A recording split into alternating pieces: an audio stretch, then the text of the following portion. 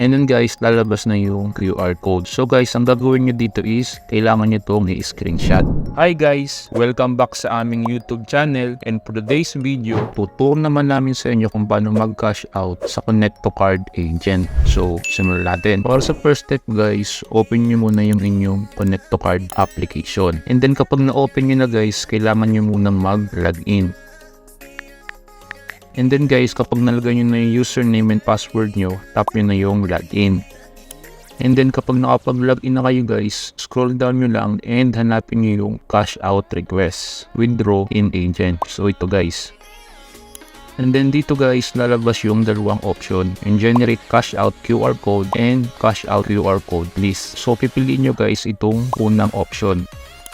Then after nun guys, select nyo lang yung account number nyo.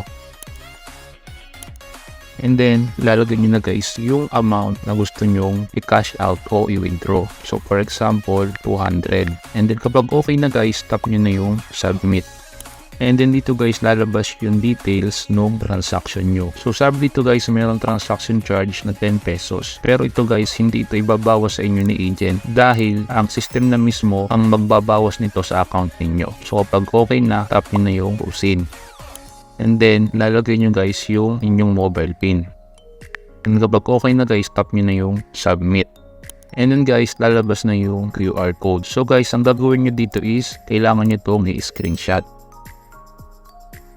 And then guys, kapag na-screenshot nyo na, pwede na kayong pumunta sa pinakamalapit na Connect to Card agent para makapag-cash out o makapag-withdraw na kayo. And kapag nasa agent na kayo, ipapakita nyo lang itong QR code para maibigay na nila sa inyo yung pera nyo. And then, kapag okay na guys, tap nyo lang yung done.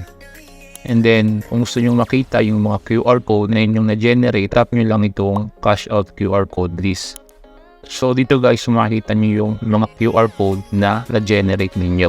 So, kung nagmutan nyo i-screenshot at na-i-back nyo na yung Connect to Card app nyo, pwede nyo siyang makita ulit dito. So, dagdag lang guys, yung cash out QR code na na-generate nyo sa Connect to Card app is mayroong expiration. So, makita nyo yun guys dito sa details. So guys, pag na-expired na yung QR code nyo, ulitin nyo lang yung steps na ginawa natin kanina para makapag-generate ulit kayo ng QR code. Yun lang guys for today's video. Sana may tutunan kayo sa tutorial na ito. At kung nagustuhan nyo yung video na ito, huwag nyo kalimutang i-like, comment, and subscribe para updated kayo sa mga bago naming ilalabas na mga video. Salamat guys sa panonood. Ingat kayo.